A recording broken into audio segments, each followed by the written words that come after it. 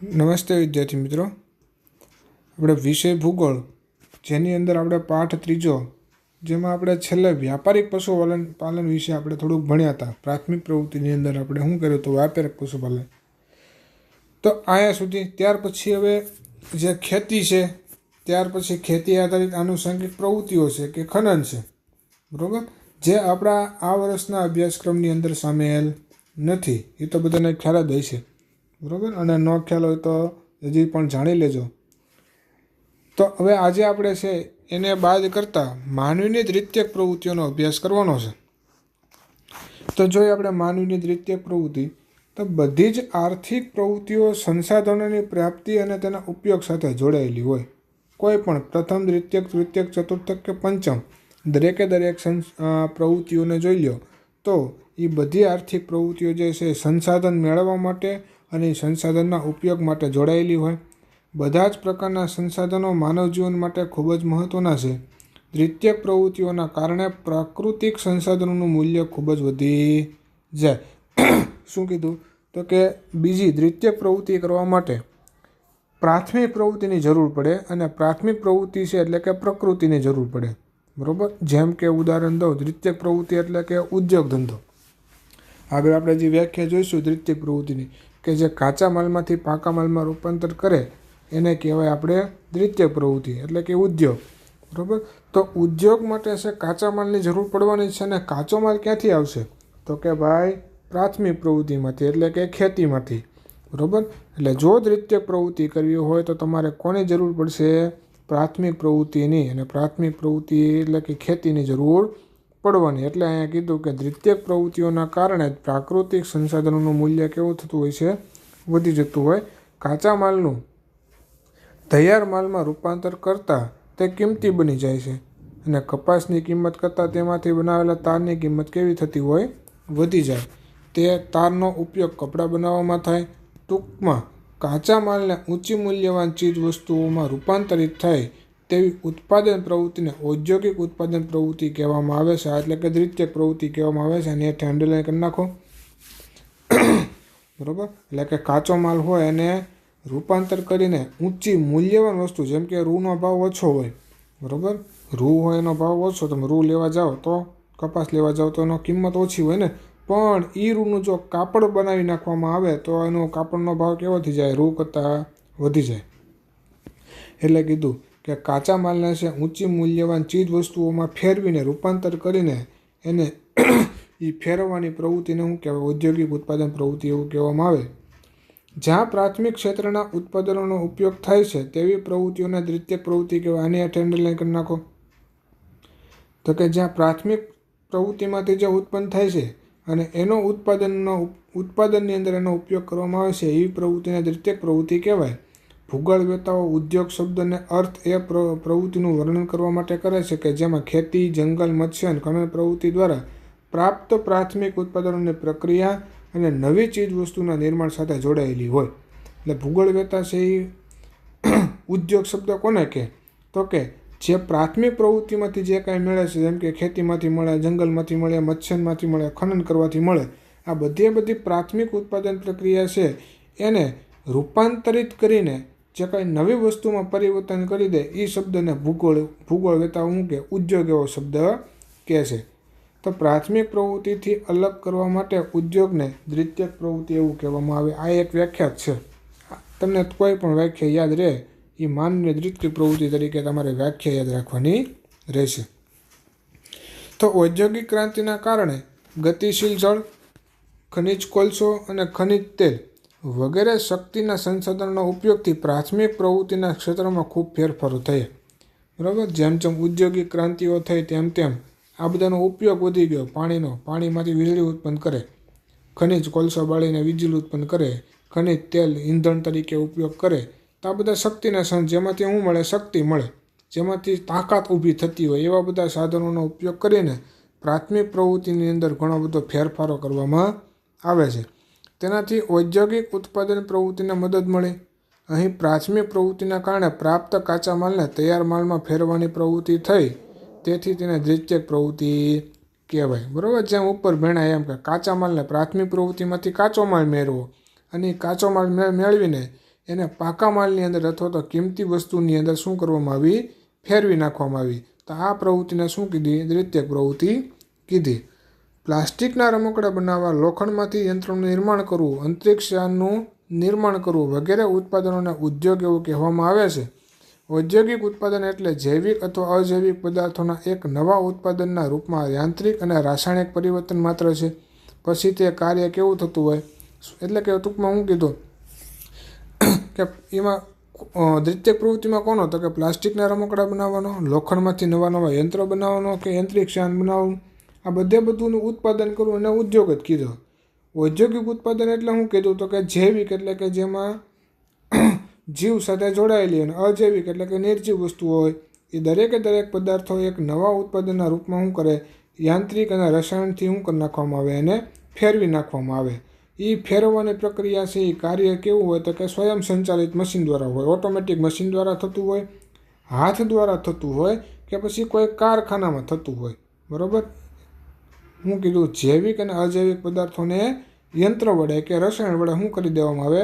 ફેરવી નાખવામાં આવે, પરિવર્તન કરી નાખવામાં આવે. એ પછી કાર્ય ફેરવવાનું છે એ મશીન દ્વારા થાય, કારખાનામાં થાય કે પછી હાથથી થાય, એ દરેકને ઔદ્યોગિક ઉત્પાદન કહેવામાં આવે. જટિલ વ્યવસ્થા, શક્તિના આધુનિક સાધનો, કૌશલ્યપૂર્ણ માનવ શ્રમ, યંત્રનો ઉપયોગ અને મોટા પાયે વધુ ઉત્પાદન એ આધુનિક ઉત્પાદનની વિશેષતાઓ છે. તો આ હતું દ્વિતીયક પ્રવૃત્તિ, આ પાઠનો છેલ્લો ટોપિક. બરાબર? હવે આની પછી જે ઉદ્યોગનું વર્ગીકરણ છે એ આપણે આ વખતે અભ્યાસક્રમમાં સામેલ નથી. એમ છતાં તમારે વાંચવું જો હોય તો જાણવા જેવું છે ઉદ્યોગનું વર્ગીકરણમાં, જે ગૃહ ઉદ્યોગ કોને કહેવાય, લઘુ ઉદ્યોગ કોને કહેવાય કે પછી મોટા પાયાના ઉદ્યોગ કોને કહેવાય. બરાબર? તો એ તમે વિશેષ જાણો તો વધારે સારું, બાકી આ વખતે અભ્યાસક્રમમાં આવેલું નથી. તો હવે આપણે એની પછીનો પાઠનો અભ્યાસ કરીશું. જોઈએ આપણે પાઠ ચોથો, જેની અંદર માનવીની તૃતીયક, ચતુર્થક અને પંચમ પ્રવૃત્તિ. આપણે ત્રીજા પાઠની અંદર 2 પ્રવૃત્તિ જોઈ, પ્રાથમિક અને દ્વિતીયક. હવે ચોથા પાઠની અંદર આપણે જોવાના છે તૃતીયક, ચતુર્થક અને પંચમ પ્રવૃત્તિ. તો જોઈએ આપણે. તો વિદ્યાર્થી મિત્રો, આપણા પરિવારમાં કોઈ બીમાર પડે ત્યારે તેને આપણે ડૉક્ટરની પાસે લઈ જઈએ છીએ. ક્યારેક તો હોસ્પિટલમાં લઈ જઈએ, શાળામાં શિક્ષક તમને ભણાવે, જ્યારે કોઈ વિવાદ ઊભો થાય ત્યારે વકીલ પાસે કાનૂની સલાહ લઈએ છીએ. આ રીતે ડૉક્ટર, વકીલ, શિક્ષક, ભોમિયો વગેરે વ્યવસાયો એવા છે કે જે નિશ્ચિત રકમ લઈ પોતાની સેવાઓ પૂરી પાડે છે. બરાબર? શું કીધું? તો કે આપણે જ્યારે બીમાર પડીએ ત્યારે ક્યાં જાય? ડૉક્ટર પાસે જાય તો હોસ્પિટલમાં જાય. શાળામાં તમને શિક્ષક ભણાવતા હોય કે પછી કોઈ ઝઘડો થાય, બાંધણ થાય કે વિવાદ ઊભો થાય ત્યારે આપણે વકીલ પાસે જતા હોઈએ ને. તો આ બધા તમને શું કરશે? તો કે તમારી સેવા કરી દે. સેવા કરી દે એટલે શિક્ષક ભણાવીને તમને સેવા કરી દે. ડૉક્ટર છે તમને હારા કરીને તમારી સેવા કરે. વકીલ છે તમારી તરફથી કેસ લડીને તમને કેસ જીતાડીને સેવા કરશે. બરાબર? તો આ બધા શું થશે? તો કે ડૉક્ટર, વકીલ, શિક્ષક કે ભોમિયા બધાનો વ્યવસાય એક જ છે, સેવા કરવાનો.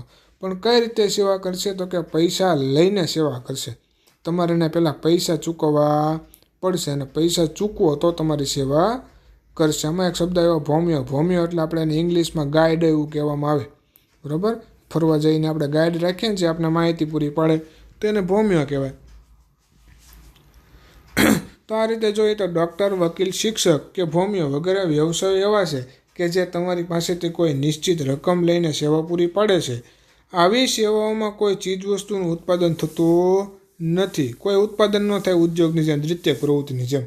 બરાબર? કાપડ આપણે વાત કરી હતી કે પ્રાથમિક પ્રવૃત્તિમાંથી રૂ મેળવીને બીજી પ્રવૃત્તિમાં ઉદ્યોગ દ્વારા કાપડ બની ગયું, તો કાપડનું ઉત્પાદન થયું. પણ આ તૃતીયક પ્રવૃત્તિમાં પૈસા તો દેવાના, પણ કોઈ એક પ્રકારનું ઉત્પાદન થતું નથી. તેથી ઉત્પાદન પ્રવૃત્તિઓથી આવી સેવા પ્રવૃત્તિ અલગ છે.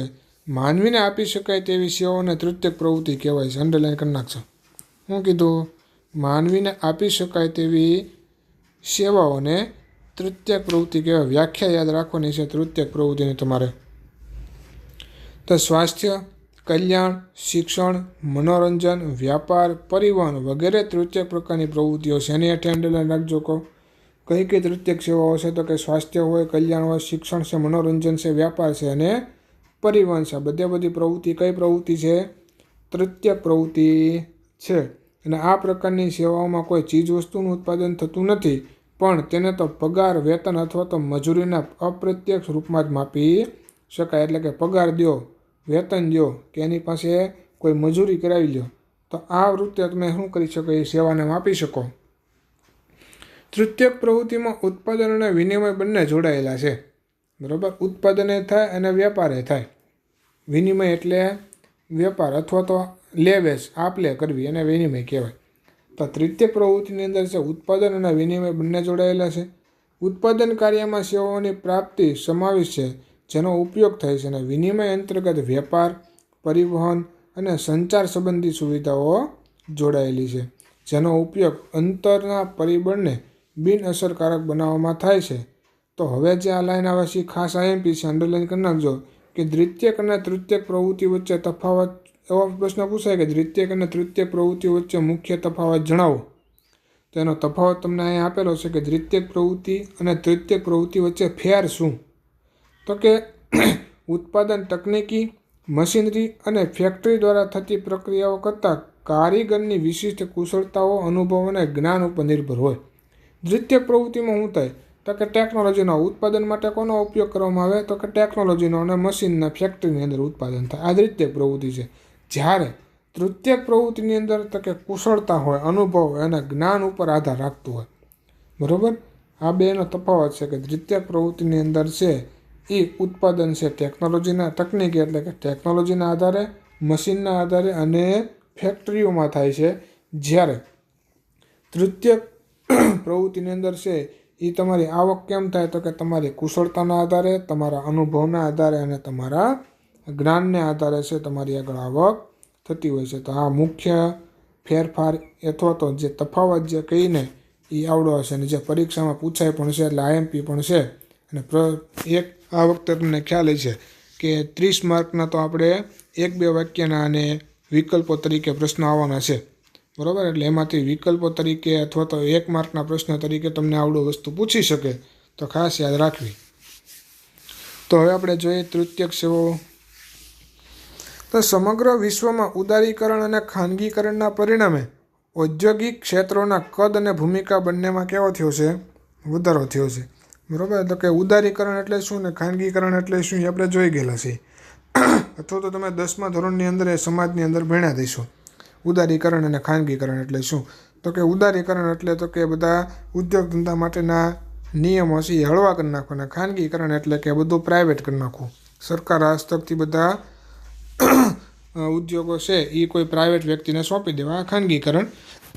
આવી રીતે સમગ્ર વિશ્વમાં ઉદારીકરણ અને ખાનગીકરણના પરિણામે ઔદ્યોગિક ક્ષેત્રોના કદ અને ભૂમિકા બંનેમાં વધારો થયો છે.